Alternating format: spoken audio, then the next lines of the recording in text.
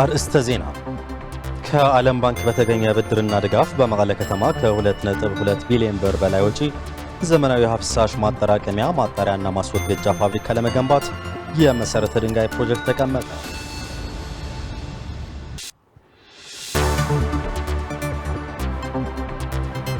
የአሜሪካ ፕሬዝዳንት ዶናልድ ትራምፕ ዋሽንግተን ለዩክሬን የምታደርገውን ድጋፍ ልትቀንስ እንደምትችል ጠቆሙ።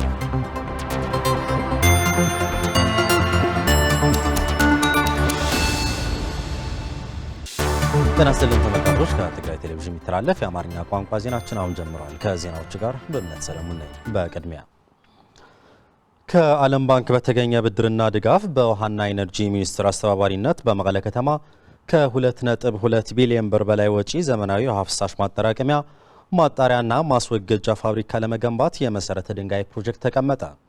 የትግራይ ጊዜያዊ አስተዳደር ፕሬዝዳንት ሌተናል ጀነራል ታደሰ ወረደ ፕሮጀክቱ ለከተማዋ ንጽህና ልማትና ኢኮኖሚያዊ ጥቅሞችን ከማምጣት ባለፈ የሥራ ዕድልና የገበያ ትስስርን ይፈጥራል ብለዋል። በጄኖሳይዳዊ ጦርነት ምክንያት በትግራይ የቆሙ የመሰረተ ልማት ፕሮጀክቶች እንዲቀጥሉ የፌዴራል መንግስት ድጋፍ እንደሚያስፈልግም ፕሬዝዳንቱ ጥሪ አቅርበዋል። ታደሰ ልጃለም ተጨማሪ አለው። የመቀለ ከተማ በተለያዩ የከተማዋ ክፍሎች የፈሳሽ ማስወገጃ ምክንያት የህዝብ ጤናና ሌሎች ማህበራዊና ኢኮኖሚያዊ ችግሮች እያስከተለ መቆየቱ ይታወቃል። ነዋሪዎችና የሚመለከታቸው ባለስልጣናት የፈሳሽ ማስወገጃ ስርዓት እንዲገነቡና ዘላቂ መፍትሄ እንዲያመጡ በተደጋጋሚ ሲጠይቁ ቆይተዋል። ይህን ችግር ለመፍታትም የፌዴራል የውሃና ኢነርጂ ሚኒስቴር ዶክተር ኢንጂነር ሀብታሙ ኢታፍ የተመራው ልዑካን ቡድን አሉ አባነጋ ዓለም አቀፍ አውሮፕላን ማረፊያ ሲደርሱ በትግራይ ጊዜያዊ አስተዳደር ከፍተኛ አመራሮች ደማቅ አቀባበል ተደርጎላቸዋል። የትግራይ ጊዜያዊ አስተዳደር ፕሬዝዳንት ሌተናል ጀነራል ታደሰ ወረደም የፌዴራል የውሃና ኢነርጂ ሚኒስቴር ዶክተር ኢንጂነር ሀብታሙ ኢታፍ እና የሚኒስትር ዴኤታ ዶክተር አምባሳደር አስፋው ዲንጋሞ በመቀለ ከተማ በሰብአ እንደርታ ወረዳ በማይ ዓለም ቀበሌ ተገኝተው ዘመናዊ የውሃ ፈሳሽ ማጠራቀሚያ ማጣሪያና ማስወገጃ ፋብሪካ ለመገንባት የመሰረተ ድንጋይ ፕሮጀክት አስቀምጠዋል።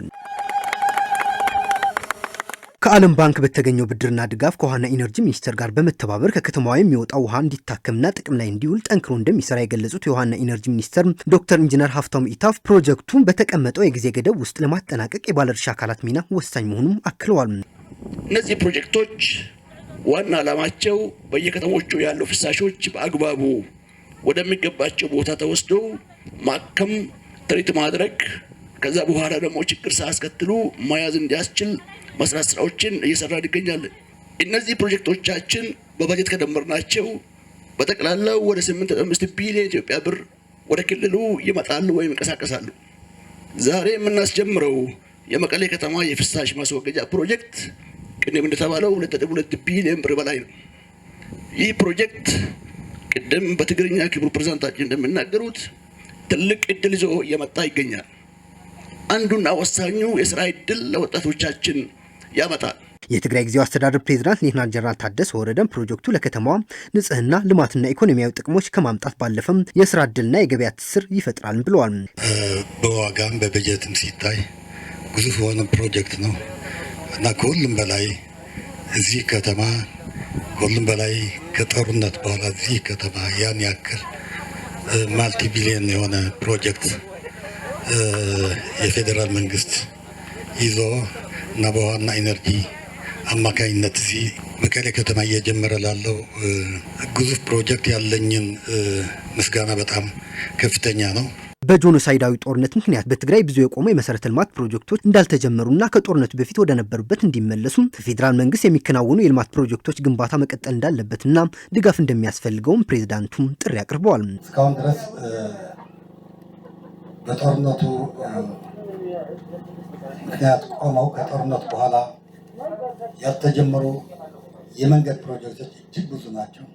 ምናልባት በቅርቡ ከአምና ጀምሮ ይጀመራል የተባለውና አሁንም ለመጀመር እየተዘጋጀ ያለው አንድ ፕሮጀክት ብቻ ነው። ግዙፎቹ ፕሮጀክቶች የክልሉን ኢኮኖሚ ማንቀሳቀስ የሚችሉ የክልሉን ወጣት መቅጠር የሚችሉ ፕሮጀክቶች ግን አልተነኩም። ብዙ ረገድም የቆሙት ፕሮጀክቶች ግን አልተጀመሩ። የቆሙት ፕሮጀክቶች አለመጀመራቸው ለአጠቃላይ ልማት ብቻ ሳይሆን ለመልሶ መቋቋም ተጨማሪ እገዛ ሳይሆን ተጨማሪ ፈተና ነው እየሆኑ ያሉት። የፕሮጀክቱ መጀመር በከተማው ውስጥ ኢንቨስትመንትና ማህበራዊና ኢኮኖሚያዊ ልማት ለማነቃቃት ወሳኝ ሚና እንዳለው የገለጹት የመቀለ ከንቲባ ዶክተር ረዳኢ በርሄ የከተማው አስተዳደር የከተማውን የውሃና የፍሳሽ አገልግሎቶች ለማሻሻል ለፕሮጀክቱ ከፍተኛ ድጋፍ እንደሚያደርጉም ተናግረዋል። የመቀለ ከተማ ፍሳሽ ማጠራቀሚያ ማጣሪያና ማስወገጃ ለመገንባት የመሰረተ ድንጋይ ለማስቀመጥ በመብቃታችን እንኳን ደስ አላችሁ እላለሁ። ይህንን ፕሮጀክት ለማስጀመር ብዙ ጥረት የተደረገበት በሳል አመራር ያረፈበት ነው። የአሰር ኮንስትራክሽን ስራ አስፈጻሚ ዳይሬክተር አቶ የማነ አብርሃም የጥገና ፕሮጀክቱና ዘመናዊ የፈሳሽ ማከሚያ ፋብሪካ በተቻለ ፍጥነት ተጠናቀው እንደሚያስረክቡ የገለጹ ሲሆን ፕሮጀክቱ በአንድ ዓመት ከ6 ወር ውስጥ እንደሚጠናቀቅም ተናግረዋል። በዛሬው ዕለት በይፋ የሚጀመረው በድርጅታችን አሰር ኮንስትራክሽን ግንባታ የሚከናወነው ፕሮጀክት አንዱ ነው። በመሆኑም ድርጅታችን በአሁኑ ወቅት ለግንባታው የሚያስፈልጉ ማሽነሪዎችና የሰው ኃይል በማንቀሳቀስ ስራውን በሙሉ ኃይል ለመጀመር በዝግጅት ላይ ይገኛል። ፕሮጀክቱን በጥራትና በተቀመጠለት የጊዜ ሰሌዳ ሰርቶ እንደሚያስረክብ ከወዲሁ እያረጋገጥኩ የሚመለከታቸው የባለድርሻ አካላት አስፈላጊውን ድጋፍ እንዲያደርጉልን ጥሪዬን አቀርባለሁ። የትግራይ ሕዝብ በከፍተኛ ችግር ላይ እየኖረ ነው ሲሉ የአዲግራት ካቶሊካዊት ቤተክርስቲያን ጳጳስ አቡነ ተስፋ ስላሴ መድህን ተናገሩ። የፕሪቶሪያ የሰላም ስምምነት ቢፈረምም አሁንም የትግራይ ሕዝብ ከገባበት ስቃይና መከራ መላቀቅ እንዳልቻለና የሰብአዊ ሁኔታው በከፋ ደረጃ ላይ እንዳለም አቡነ ተስፋ ስላሴ መድህን አመላክተዋል። ፍሬወት ወልደ መድህን የትግራይ ሕዝብ በምድራዊ ሲኦል እየኖረ ነው ሲሉ የአዲግራት ካቶሊካዊ ቤተክርስቲያን ጳጳስ አቡነ ተስፋ ስላሴ መድህን ተናገሩ። የአዲግራት ካቶሊካዊት ቤተክርስቲያን ጳጳስ አቡነ ተስፋ ስላሴ መድህን ከአይሪሽ ኒውስ ጋር በነበራቸው ቆይታ በሰጡት ማብራሪያ በትግራይ ላይ በታወጀው ጄኖሳይዳዊ ጦርነት ምክንያት በህዝቡ ላይ የደረሰው ጉዳት ታይቶ የማይታወቅ መሆኑን በመግለጽ አሁን ላይም በምድራዊ ሲኦል ላይ እየኖረ እንዳለም አስረድተዋል። የተለኮሰው ጄኖሳይዳዊ ጦርነት ሰዎች እውቅና ሊሰጡት ከሆነ ጄኖሳይድ ነው ያሉት ጳጳሱ የትግራይ ህዝብ አሁንም ቢሆን ከአዘቅት ውስጥ እንዳልወጣም አስረድተዋል። በጄኖሳይዳዊ ጦርነት ወቅት በርካታ ሰዎች ህይወታቸው ማለፉን፣ አስደንጋጭ መጠን ያለው ጾታዊ ጥቃት፣ የወጣቶች አካል መጉደል እንዳጋጠመና እንዲሁም መሰረተ ልማቶችና የኢኮኖሚ ምንጮች ውድመት እንደደረሰባቸው የአዲግራት ካቶሊካዊ ቤተክርስቲያን ጳጳስ ለአይሪሽ ኒውስ በሰጡት ማብራሪያ አስረድተዋል። ምንም እንኳን የመሳሪያው ድምጽ በፕሪቶሪያው የሰላም ስምምነት ቢያበቃም የትግራይ ህዝብ በጄኖሳይዳዊ ጦርነት ከገባበት ስቃይና መከራ መላቀቅ እንዳልቻለና የሰብአዊ ሁኔታው በከፋ ደረጃ ላይ እንዳለም አመላክተዋል። This painting was a gift of a young man to explain what situation was. You see all kind of things used on people. ይህ ስዕል እንደሚያመላክተው ሁኔታው ለመግለጽ ሲሞክር በህዝቡ ላይ ሁሉም አይነት መሳሪያ መጠቀማቸው ያሳያል። ጭፍጨፋው በሰማይም በምድርም እየተካሄደው መሆኑ ነው የሚያሳየው። በዚህ መሃል ቤተ ክርስቲያን ቀዳሚ ተጠቂ እንደነበረችም ያመላክታል። በትግራይ ህዝብ ከ1 ሚሊዮን በላይ ህይወት የቀጠፈ ጄኖሳይድ ነው የተፈጸመው። በተጨማሪም እጅግ አሰቃቂ ጾታዊ ጥቃት፣ እንደ ቤተሰብ የመጥፋት፣ የመሰረተ ልማት ውድመት፣ አጠቃላይ ከሰብአዊነት ውጭ የሆኑ አረመኔያዊ ድርጊት ነው የተፈጸመው። Infrastructures, economic resources, the experience was like, is this really human experience? በጄኖሳይዳዊ ጦርነት ሳቢያ 1.3 ሚሊዮን ተማሪዎች ወደ ትምህርት ተቋማት እንዳልተመለሱና ፈጣሪ ያደላቸውን የመማር መብታቸው መከልከል ተቀባይነት እንደሌለውም አስገንዝበዋል። ስለሆነም የዓለም ማህበረሰብ ፍትሐዊ ያልሆኑ ተግባሮችና የሰብአዊ መብት ጥሰቶች እያየ ዝምታን መምረጡ ግልጽ እንዳልሆነ በደል የደረሰበትን ማህበረሰብ ለበደሉ እውቅና ለመስጠት ከጉዳቱ እንዳይድንና ስቃይን ችሎ እንዲቀጥል የሚያደርግ መሆኑም አስታውቀዋል። Still 1.3 million children not back to school yet, including our own schools, Catholic schools. እስካሁንም ከ1 ሚሊዮን በላይ ህፃናት ወደ ትምህርት ገበታቸው አልተመለሱም። የእኛን የካቶሊክ ትምህርት ቤት ጭምር ለ5 ዓመታት ያክል ተዘግተዋል። ይህም ተቀባይነት የሌለው ተግባር ነው። ከዚህ ለመውጣትም ለደረሰን ግፍ ፍትህና ተጠያቂነት ለበቀል ሳይሆን ለይቅርታ ተጠያቂነት ሊረጋገጥ ይገባል። There should be accountability, however, that wrongdoers should be chastised. Justice should be shown. 77ኛው ዓለም አቀፍ የሰብአዊ መብት ቀን ሰብአዊ መብት የዕለት ተዕለት መሰረታዊ መርሆች በሚል መሪ ሐሳብ በመቀለ ከተማ ተከበረ። በአውዳሚው ጦርነት ማግስት የምትገኘው ትግራይ አብዛኛው ህዝቧ ሰብአዊ መብቶች ሳይከበሩና መሰረታዊ የሰብአዊ መብት መርሆች በተጣሱበት ሁኔታ በዓሉ በማክበር ላይ መሆኗን ተገልጿል። ብርዛፍ ገብረ ጻድቃን ተጨማሪ አላት። 77ኛው ዓለም አቀፍ የሰብአዊ መብት ቀን ሰብአዊ መብት የዕለት ተዕለት መሰረታዊ መርሆች በሚል መሪ ሀሳብ በጩራ አቡጊራና ሌሎች አዘጋጅነት በተለያዩ መርሃ ግብሮች በመቀለ ከተማ ተከብሯል። በመድረኩ የተገኙት የትግራይ ከፍተኛ ፍርድ ቤት ፕሬዝዳንት አቶ መንግስቱ ተክላይ በዓለማችን ሰብአዊ መብት እንዲረጋገጥ ፍትህና ተጠያቂነት እንዲሰፍን ሁሉም ሊሰራ ይገባል ብለዋል። ናይ ቀረባ ጊዜ እንተወስድና እኳ ጀምላዊ ጨፍጫፋት የትግራይ የቅርብ ጊዜ ታሪክ ብንወስድ ጅምላዊ ጭፍጨፋ፣ አሰቃቂ ጾታዊ ጥቃት፣ የንብረት ውድመትና ዝርፊያ በአጠቃላይ ጄኖሳይድ የተፈጸመብን ህዝቦች መሆናችን ነው። አሁንም ተፈናቃይ ወገኖቻችን መብታቸው በተጣሰበት ሁኔታ የምንኖር ህዝቦች ጭምር ነን። ይህንን የሚያመላክተው ዓለማችን ከ77 ዓመት በፊት የገባችው ቃል መተግበር አለመቻሏን ነው። ሆኖም ተስፋ ልንቆርጥ ሳይሆን በሰብአዊ መብት የቃል ኪዳን ሰነድ ያሉትን መሰረታዊ መርሆች መተግበር ከተቻለ ልዩነታችን በመፍታት ጦርነት በማስቀረት ፍትህና ተጠያቂነት ማረጋገጥ እንደሚቻል ነው የሚያሳየው። ስለዚህ ይህ ትውልድ ሰብአዊ መብቶች የሩቅ ህልም ሳይሆኑ እውነታዎች መሆናቸው ማረጋገጥ ይገባል። ትውልዱ ከጭቁኖች ጎን ይቁም፣ ፍትህና ተጠያቂነት እንዲረጋገጥ ድምፅ ያሰማ። ትግራይ በከፋ ሁኔታ ላይ ሆና 77ኛው ዓለም አቀፍ የሰብአዊ መብት ቀን በማክበር ላይ መሆኗን የፕሮግራሙ አዘጋጅ የጩራ አቡጊዳ ፕሬዝዳንት አቶ ቢንያም ናደው ይገልጻሉ። በትግራይ ውስጥ የሰብአዊ መብት ቀን ሲከበር ከ77 ዓመት በፊት የሰብአዊ መብት እንዲከበር የዓለም መንግስታት በህብረት ሆነው የሁለተኛ የዓለም ጦርነት የፈጠረውን አስከፊ እና የሰው ህልቂት፣ የደም መፍሰስ፣ የአካላት መጉደል፣ የኢንፍራስትራክቸር መፍረስ ዳግመኛ እንዳይፈጸም ቃል ኪዳን የሚገቡበት ለዚህ አይነት ጥፋት እንዳይደገም ስምምነት ያደረጉበት ሰነድ ነበረ። ይሄ ሰነድ ከ77 ዓመት በኋላ ዛሬ ትግራይ ውስጥ ስናስከብረው በሁለተኛ ዓለም ጦርነት ወቅት ያጋጠሙ ችግሮች ሁሉ ዳግመኛ እያጋጠሙ ነው ያከበርን ያለ። በትግራይ የሰብአዊ መብት ቀን ሲከበር የሰብአዊ መብት ጥሰት ውስጥ ያለውን ህዝብ ለመታደግ ሁሉም ኃላፊነት እንዲወጣም የመድረኩ ተሳታፊዎች ጥሪ አቅርበዋል። በሂማን ራይት ብለን አሁን ለ77ኛ ጊዜ እየተከበረ ነው። እዚህ ትግራይ ውስጥ ስናከብረው ሰላም ኑሮን ሂማን ራይት አለ ብለን አይደለም እያከበርን ያለ ነው። ምክንያቱ እናቶቻችን እህቶቻችን ጥቃት የደረሰባቸው አሉ፣ ተፈናቃዮች አሉ፣ እስካሁን ቀያቸው ላይ አልተመለሱም።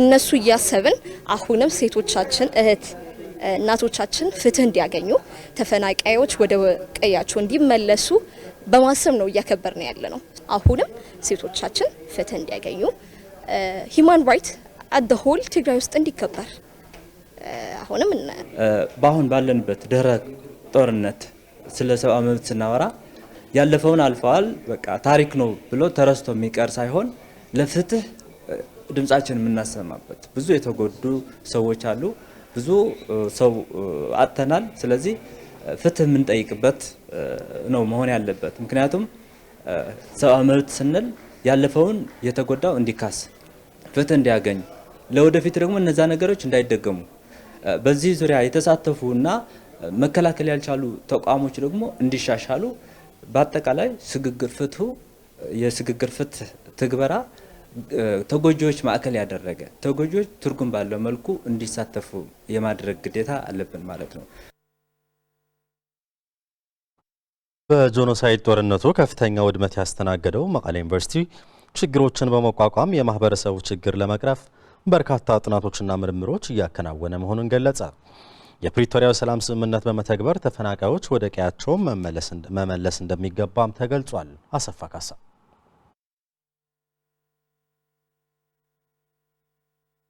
መቀሌ ዩኒቨርሲቲ በትግራይ በተካሄደው ጦርነት ምክንያት ከባድ ውድመት ካስተናገዱ አንዱ ተቋም ሲሆን ዩኒቨርሲቲው በርካታ ችግሮችን ተቋቁሞ የማህበረሰቡን ችግር ለመቅረፍ በርካታ ጥናቶችና ምርምሮች እያከናወነ ይገኛል። የመቀሌ ዩኒቨርሲቲ ምክትል ፕሬዝዳንት ዶክተር ኢያሱ ያዘው ዩኒቨርሲቲው የትግራይ መልሶ ግንባታ ለማረጋገጥ አጋዥ በመሆን የበኩሉን ድርሻ እየተወጣ እንደሚገኝ ይገልጻሉ። ጦርነቱ እንግዲህ መቀሌ ዩኒቨርሲቲ እንደ ዩኒቨርሲቲ ሳይሆን ትግራይ እንደ ትግራይ ምስቅልቅሉን ያወጣና ትግራይ እንደ ትግራይ የጎዳ እንትን ነው ክስተት ነው። ይሄ ክስተት ይሄ በልክ ትግራይ ላይ እንደደረሰው ዳሜጅ መቀሌ ዩኒቨርሲቲም ላይ ያደረሰው ተጽዕኖ ቀላል አይደለም። ፕሪቶሪያ አግሪመንት እንደመጣ ነገሮች እስኪተካከሉ ድረስ ቁጭ ብለን እንጠብቅ አይደለም ያልነው። እንደ መቀሌ ዩኒቨርሲቲ ቁጭ ብለን ተነጋግረን እኛ የኖሌጅ የሪሰርች ኢንስቲትዩሽን ነን። እንደ ኖሌጅ እና ሪሰርች ኢንስቲትዩሽን የትግራይ ዳግመ ህንጸት ላይ የራሳችን አሻራ ማስቀመጥ መቻል አለብን። ይህን አሻራ የምናስቀምጠው ደግሞ ችግርም ላይ ውስጥ ሆነንም ቢሆን ስራ እየሰራን ነው እንጂ ዶርሚተሪዎች እስኪዘጋጁ፣ ኮምፒውተር ሩማችን እስኪሟላ፣ ላቦራቶሪው እስኪሰራ፣ መኝታ የተማሪዎች እስኪሟላ ድረስ እንጠብቅ ካልን ስራ ሊሰራ አይችልም። በጀት ሙሉ እስኪመጣልን እንጠብቅ ካልን ልንሰራ አይችልም። ሰው ምንድነው ያልነው? ዋናው የመቀሌ ዩኒቨርሲቲ ትልቁ ሀብት የሰው ሀብቱ ነው። ይህንን የሰው ሀብት ይዘን ከምናገኛቸው የተወሰነ በጀትም ቢሆን ይዘን የህብረተሰባችንን ጥያቄ ሊመልስ የሚችል የትግራይን ዳግመ ግንባታ ሊያረጋግጥ የሚችል ስራ መስራት አለብን ብለን ኢሚዲየትሊ ያደረግነው ነገር ቢኖር ተማሪዎቻችን መጥራት ነው። ከጦርነት ወጥተን ስምምነት ተደርጎ የተወሰነ በጀት ስናገኝ ደግሞ ይሄንን ኦፕቲማይዝ አድርገን መቀጠል አለብን ብለን ስራችንን እንቀጠል። ይሄ ምን ይዞ መምጣት ጀመረ? ስራ መጀመራችንን ወደ ጨዋታው መመለሳችንን ያወቁ የውጭ አጋሮቻችን ደግሞ ኦኬ መቀሌ ዩኒቨርሲቲ ለካ አለ ብለው መመለስ፣ ተቋርጦ የነበረ ግንኙነታቸውን ማደስ፣ አዳዲስ ግንኙነቶች ማደስ፣ አዳዲስ ፕሮጀክቶች መምጣት ጀመሩ። ዶክተር ኢያሱ አክለውም ጦርነቱ ባስከተለው ቀውስ ተከትሎ ከቤት ንብረታቸው የተፈናቀሉ ወገኖች በየመጠለያ ጣቢያ አስከፊ ህይወት እንዲገፉ እየተደረገ ይገኛል ያሉ ሲሆን የሚመለከታቸው ተደራዳሪና አደራዳሪ አካላት የፕሪቶሪያ ሰላም ስምምነት ተግባራዊ በማድረግ ተፈናቃይ ወገኖች ወደ ቀያቸው በመመለስ ኃላፊነታቸው ሊወጡ እንደሚገባ መልእክታቸውን አስተላልፈዋል። ተፈናቃዮች የሚመለከተው ዋናው መንግስት ነው። የፌዴራል መንግስትና የክልል መንግስት ነው ዋና የሚመለከታቸው። ስለዚህ ተፈናቃዮቻችን ወደ ቦታቸው ተመልሰው ምርታማ ሆነው ነግደው ልጆቻቸውን አስተምረው ሊኖሩ የሚችሉበትን ማዕቀፍ መፍጠር ይሄ የመንግስት ስራ ነው። የእውቀትና የፈጠራ እንትኖች ይሄን የሚሰሩ አይደሉም። ግን መንግስት ያንን እንዲያደርግ ግን ጥሪ ከማድረግ ግን ወደ ኋላ አንልም። እኛ እንደ ዩኒቨርሲቲ መስራት ያለብን ኮሚኒቲውን ወይም ደግሞ ማህበረሰቡን መርዳት ሳይሆን ማህበረሰቡ ራሱን ችሎ ዳቦ ሊያመርት የሚችልበትን እውቀትና ክህሎት መስጠት ነው። እኛ ብር ይዘን ሄደን የሆነ ብስኩት ገዝተን መስጠት መሆን የለበትም። ያንን ብር ይዘን የምንሄደው እነሱም የራሳቸውን ብር የራሳቸውን አቅም አድርገው በአንድ ላይ ሰርተን ችግራቸው የውሃ ችግር ከሆነ የውሃ ችግራቸው፣ የሌላ የሕክምና ችግር ከሆነ የሕክምና ችግራቸው አብረን ነው መፍታት ያለብን። ኮስት ሸር አድርገን እውቀት ሸር አድርገን አቅም ፈጥረን ነው መውጣት ያለብን ነው የምንለው። ከጊዜ ወደ ጊዜ ወደ ትግራይ የሚገቡ ሸቀጦች መቆራረጥና መጠን ማነስ ተከትሎ ነጋዴውና ህብረተሰቡ ለከፍተኛ ማህበራዊ ኢኮኖሚያዊ ችግር መጋለጡን ተገለጸ። ይህንን ችግር ለመፍታት በትግራይ የሚገኙ የተለያዩ የንግድ ማህበራት ጥረት ቢያደርጉም በትግራይ በተደጋጋሚ እየታየ ያለውን የነዳጅ እጥረትና የመንገዶች መቆራረጥ አቅርቦት በበቂ ሁኔታ ሸቀጦች ለማስገባት አዳጋች መሆኑን የትግራይ ሁለገብ የገበያ ፌዴሬሽን ህብረት ስራ ማህበር አስታውቋል። ብርቱካን ጌታዬ ከጊዜ ወደ ጊዜ እንደ ሀገር የመሰረታዊ ሸቀጦች ዋጋ በየቀኑ እየናረ መምጣቱ ይታወቃል። በተለይ ትግራይ ላይ ከጦርነቱ በኋላ እየታየ ያለው የሸቀጦች የዋጋ መጨመር በተመለከተ ህብረተሰቡ ምሬቱን ሲገልጽና ሲቸገርም ይታያል። ከዚህ ጋር ተያይዞ እነዚህን ችግሮች በተወሰነ መልኩ ለመፍታት እየጣረ መሆኑን የትግራይ ሁለገብ የገበያ ፌዴሬሽን ህብረት ስራ ማህበር ዋና ስራ አስኪያጅ አቶ ደሳለኝ ደገሰ ያስረዳሉ። በአቅማችን የገበያ ለማረጋጋት የተለያዩ የግብአት እና የምግብ እህሎች የተለያዩ ሸቀጦች ያመጣን ከመሀል ሀገር እዚህ ያከፋፈልን ነው ማለት ነው። አቅም ለሌላቸው በብድርም እየሰጠን ሁላ ያው ኦልሞስት ኪሳራ ነው።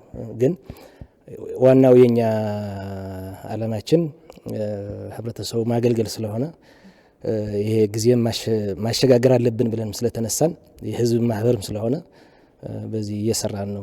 ትግራይ ላይ በተካሄደው ጄኖሳይዳዊ ጦርነት ምክንያት በርካታ የተቋማቸው ቁሳቁሶችና ግብአቶች መውደማቸውን በማንሳት አሁንም የተለያዩ እንደ ነዳጅ ያሉ ተግዳሮቶች ለስራ እንቅፋት እየሆኑባቸው መሆናቸውን ኃላፊው ይገልጻሉ። የጭነት መኪኖች ከዚህ ተነስተው አዲስ አበባ ወይም ሌላ ክልል ደርሰው እስኪመለሱ የተለያዩ ችግሮች ይደርስባቸዋል። ሹፌሮቻችን የዘረፋ ችግር ይደርስባቸዋል።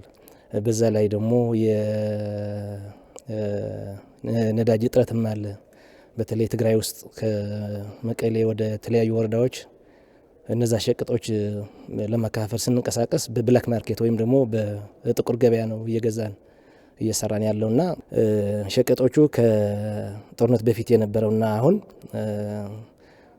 ከ100% እጥፍ ነው ጨምሮ ያለው በገበያ አሁን እየታየ ያለው። ህብረት ስራ ማህበራት ለህብረተሰቡ መሰረታዊ ሸቀጦችን በማቅረብ መፍትሄ የሚያበጁና የትግራይን ምርት የሚያስተዋውቁ ናቸው የሚሉት ኃላፊው እነዚህ ማህበራት ከጦርነቱ በፊት ወደ ነበሩበት እንዲመለሱ መንግስት የተቋረጠውን ድጎማ ሊያደርግ ይገባል ይላሉ።